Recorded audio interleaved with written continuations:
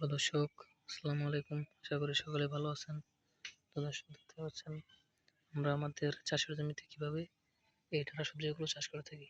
তো দর্শক এই ডাঁটা সবজিগুলো চাষ করে কিন্তু আমরা ভালো ধরনের লাভবান হয়েছি এবং পাশাপাশি কিন্তু আমাদের কৃষক ভাইরাও কিন্তু প্রচুর পরিমাণে লাভবান হয়েছে।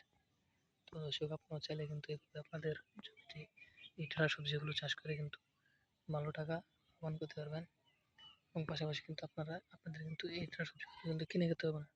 তো দর্শক আপনারা চাষ করলে কিন্তু এগুলো আপনারা বিক্রি করতে পারবেন এবং পাশাপাশি আপনারা নিজেরাও খেতে পারবেন। তো দর্শক এই ডাঁটা সবজিগুলো যদি আপনারা চাষ করতে চান তাহলে আপনাদের এই ডাঁটা সবজির চারাগুলো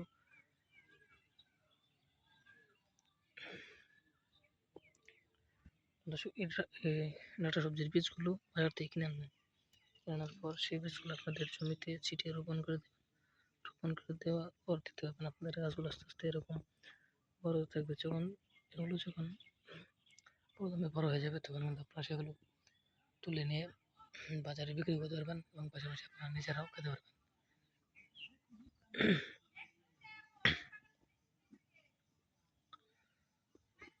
তো দর্শক দেখতে পাচ্ছেন আমরা কীভাবে আমাদের চাষের জমিতে এই ডাঁটা সবজিগুলো চাষ করে থাকি।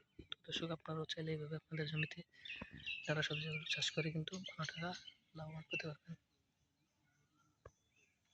তো দর্শক আমরা কিন্তু আমাদের এই পুরো জমিতে কিন্তু এইভাবে ডাঁটা সবজিগুলো চাষ করেছি। তো দর্শক আমরা কিন্তু এই ডাঁটা সবজিগুলো কিন্তু বাজারে নিয়ে বিক্রি করে থাকি এবং পাশাপাশি কিন্তু আমরা নিজেরাও খেয়ে থাকি। তো দর্শক আমাদের ভিডিওটি যদি আপনার একটু ভালো লেগে থাকে তাহলে অবশ্যই চ্যানেলটি সাবস্ক্রাইব করে দেবেন, ভিডিওতে একটি লাইক করে দেবেন। ধন্যবাদ, সবাই ভালো থাকবেন। আসসালামু আলাইকুম।